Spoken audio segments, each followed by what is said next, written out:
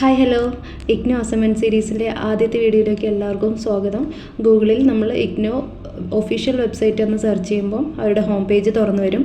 അതിൽ സെറ്റിങ്സിനകത്ത് student services click ചെയ്യുക. Student സർവീസസിൽ നമുക്ക് ഒരുപാട് സബ് കാറ്റഗറീസ് കാണാം. അതിൽ ഡൗൺലോഡ്സിലാണ് നമുക്ക് അസൈൻമെൻറ്റ് ക്വസ്റ്റ്യൻസ് ആണെങ്കിലും ടേം ആൻഡ് എക്സാം ക്വസ്റ്റ്യൻസ് ആണെങ്കിലും കിട്ടുന്നത്. അസൈൻമെൻറ്റ് ക്വസ്റ്റ്യൻസ് കിട്ടാൻ വേണ്ടിയിട്ട് ഓൾഡ് അസൈൻമെൻറ്റ് പോർട്ടലും ഉണ്ട്, ന്യൂ അസൈൻമെൻറ്റ് പോർട്ടലും ഉണ്ട്. ഓൾഡ് അസൈൻമെൻറ്റ് പോർട്ടലിലാണ് നമുക്ക് പ്രോഗ്രാം വൈസ് ആയിട്ട് മൊത്തത്തിലുള്ളത് കിട്ടുക. അതിൽ ബേസിക് ആയിട്ടുള്ള കുറച്ച് ഗൈഡ് ലൈൻസും ഡേറ്റ് ഓഫ് സബ്മിഷൻ കാര്യങ്ങൾ എല്ലാതും ഉൾപ്പെടുത്തിയിട്ടുണ്ട്. ന്യൂ ആയിട്ടുള്ളതിലാണ് നമുക്ക് കോഴ്സ് വൈസ് ആയിട്ടുള്ളത് എടുക്കാൻ പറ്റുന്നത്. അപ്പോൾ അതിൽ പോവുക, നമ്മൾ നമ്മുടെ പ്രോഗ്രാം കോഡ് ഏതാണോ അടിച്ചു കൊടുക്കുക, ഇയർ ഏതാണെന്നും കൂടെ കൊടുക്കുക, ഫസ്റ്റ് ഇയർ ആണോ സെക്കൻഡ് ഇയർ ആണോ, അതുപോലെ തന്നെ നമ്മുടെ അഡ്മിഷൻ സെക്ഷൻ തെറ്റാതെ എടുക്കണം.